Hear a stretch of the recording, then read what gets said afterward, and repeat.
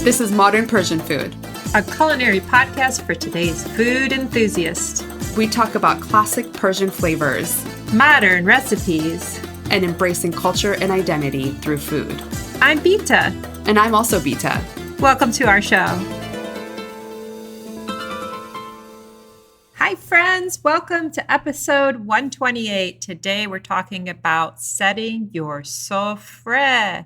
With Norouz just a few days away, the time we thought was great to talk about sofreh and the beautiful cultural traditions we have around the turning of seasons, including some other occasions where in our culture we set sofreh.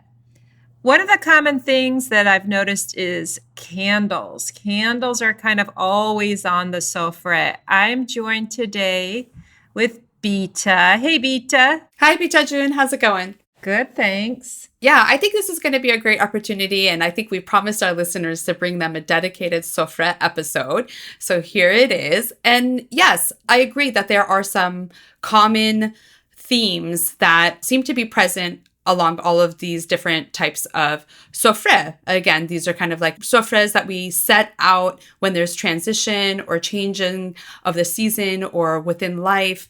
So yeah, candles, as you mentioned, is definitely a theme that we see in pretty much all of the different types of sofreh. One of the things I think is so cool about setting a sofreh is that the items that we place on there have symbolic meaning. It's just so meaningful. Mm-hmm. And so you start with a cloth. Oftentimes, if you're fortunate to have a meaningful termeh, you could pull that out. I have one that has some hand-sewn embroidery and beadwork on it that I love. That's from many years ago. But really, any cloth or even like scarf would work. And you put that down as the foundation of what you're setting up. Yeah, I love it. And it's usually like, a special piece of fabric that's either like really pretty or like an heirloom. And termeh that you're referring to is like an old cloth. It has a really beautiful kind of burgundy and brown woven pattern to it. And it's really is really beautiful when there is the embroidery all around it with sometimes with just strings, sometimes with beads, and makes it look extra special. Yeah, mine is actually, it's the cloth with paisley design, sort of like a traditional paisley design, and then it's lined, and then so it has like a backing to it. Mm-hmm. So it's quite thick, and you just drape it on the table that you plan to be setting up your sofreh. Well, with just a few days away before the biggest holiday of the year,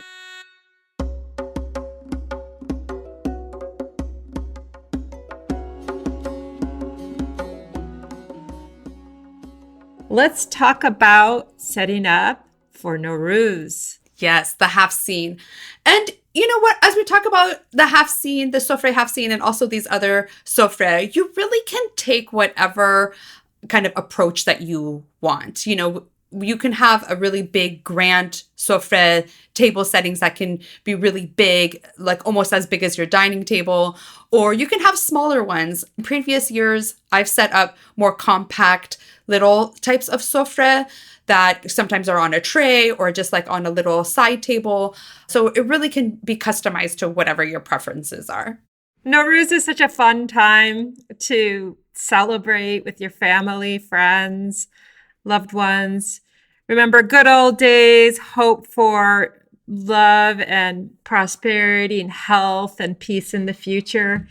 I mentioned that candles are almost always on our sofreh table settings for the special holidays and celebrations. And they're definitely on the haftsin. And haftsin means 7 symbolic things that start with the Persian or Farsi letter that makes the S sound. Yes, the scene. And the Norouz is the new day, is the Persian New Year, which starts right at the spring equinox. So we see that this is a time of transition and the seasons changing. And so this beautiful place setting that has the 7 S's is very traditional to bring in the new year. So some of the things that are on the haftsin, it usually has a nice, big, bright red apple, sib.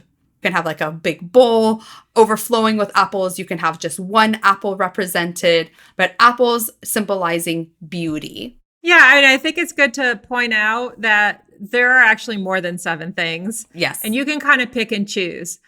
Sonbol is another one. Sonbol stands for hyacinth, and that's the fragrant flowers that are on the table. Hyacinth. Love them. The hyacinth really feels like the symbol of New Year. It's like when you see the sonbol, when you see the hyacinth plant, when you smell it, because it does smell so good, you really know that New Year is coming. Yeah, that sweet smelling flower represents the beauty of life. Then we have seed, which is garlic, and that symbolizes health. And also serke, which is vinegar, and that symbolizes aging. Mm-hmm. And patience, I've heard sometimes. Yes, that's right. And the garlic is usually like a whole entire, garlic. And sometimes if you want to get fancy, you could decorate it. I've put gold sprinkles on it before. I've spray painted them gold. But whatever works, you just put the whole bundle of garlic cloves right there on your table, the whole head. Yeah.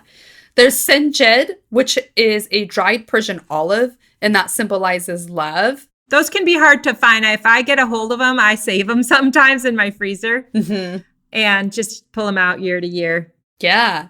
There's also samanu, which I think you have a little bit more experience with samanu. I haven't really had very much of it, but it is a wheat sprout pudding, and that represents patience, power, and bravery. Yeah, some people make it from scratch. If you don't have a representation of samanu, which is the wheat sprout pudding, I've been known to kind of sneak some almond butter or peanut butter on there.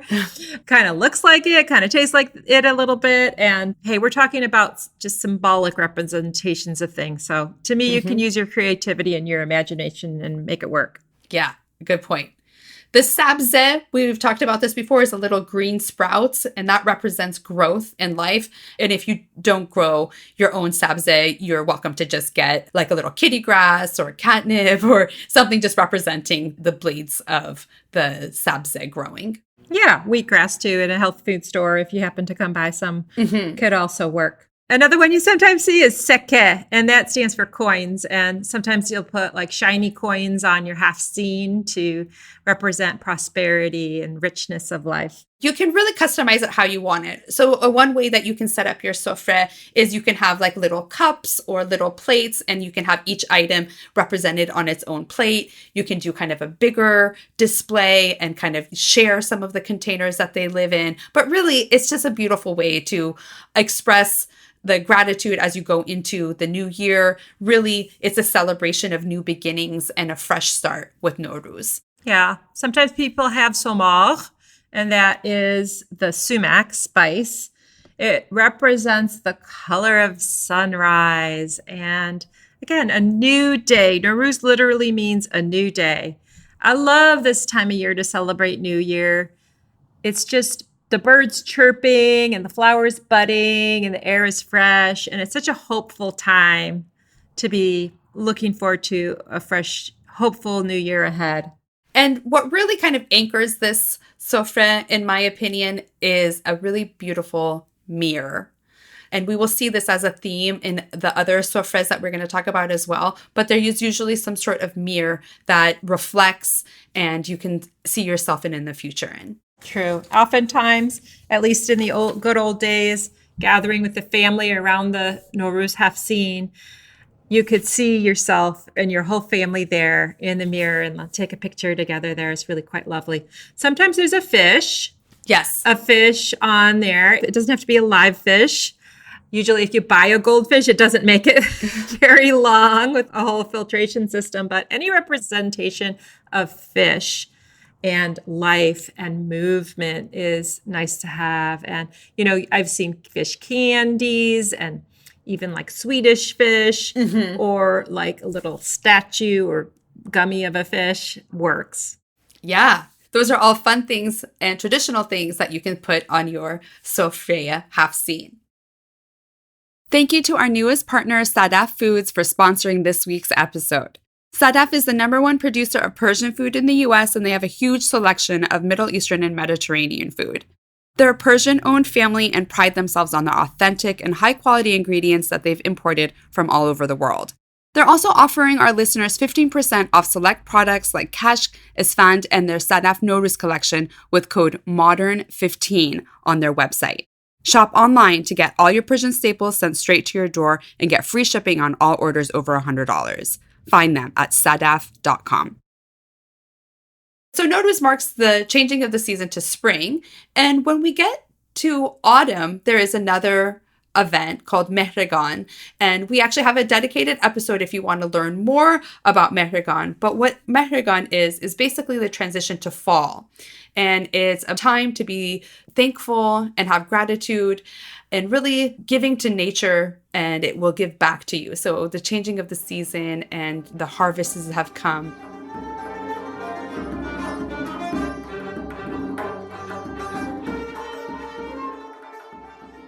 So for this transition into fall, one way you can set your sofreh is to look for a purple cloth. I think the color purple or violet is one of the things used during this holiday.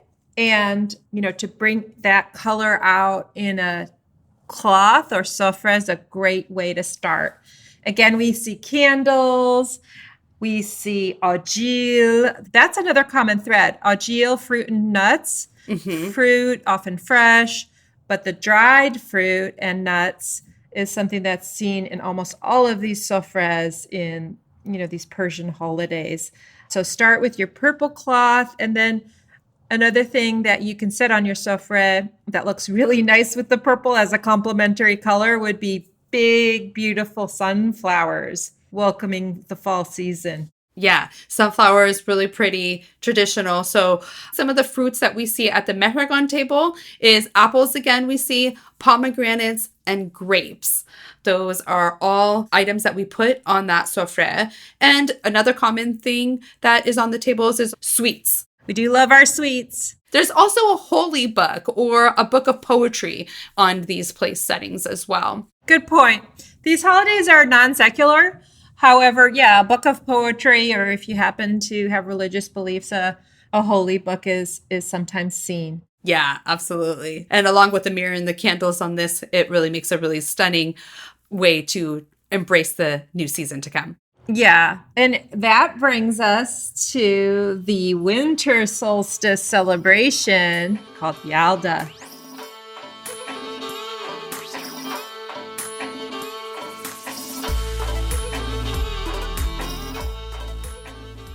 I've really come to love this one and incorporate it into our winter celebrations. I think it's an easy one to add. The color red is a big color representing Yalda. So you could start with a red sofreh.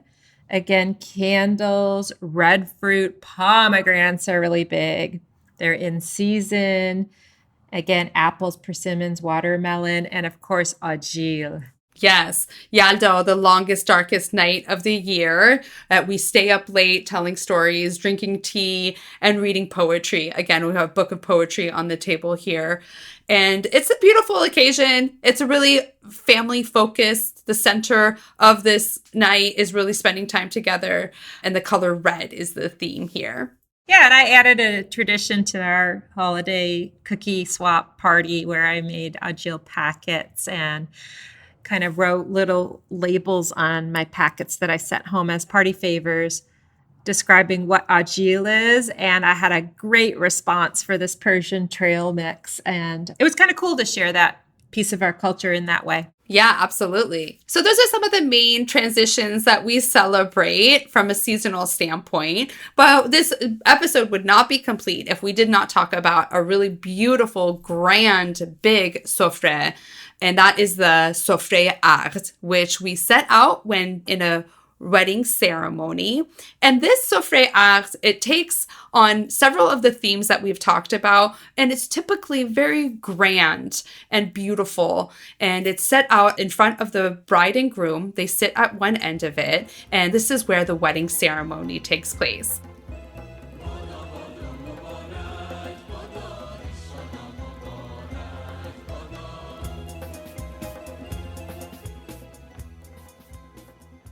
Sofreh, aghd. I have really special memories of ours. Ours was quite simple. Actually, we stuck with the traditional items. I remember my mom and my aunt and our grandmothers being there and helping. And we just stuck to the basics. We did have our terme or cloth, and we had our beautiful candelabras and a mirror that we sat in front of.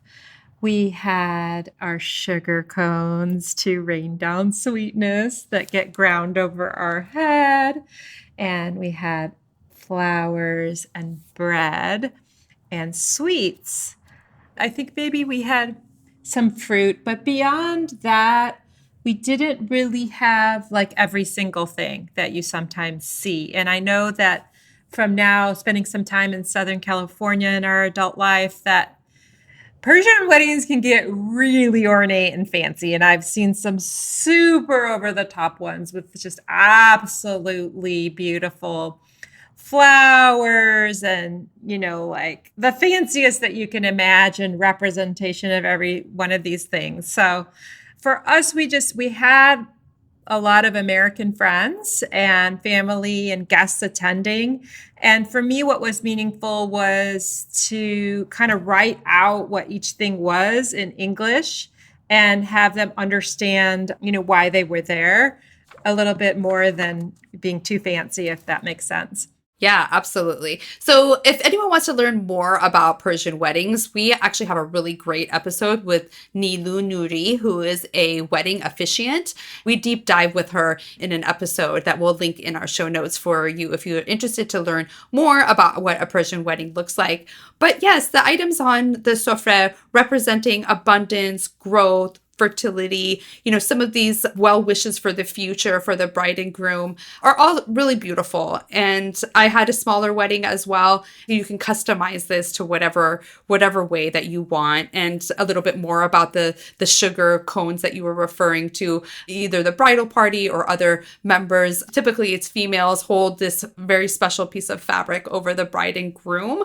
They're hovering over their heads, and then some key people will grind these cones made out of sugar. So think of like a sugar cube, but in a big cone shape, typically wrapped in lace. And they rub the bottoms of the cones together so that the solid then gets granular and kind of falls on this beautiful fabric. And that represents like adding sweetness to the couple's life.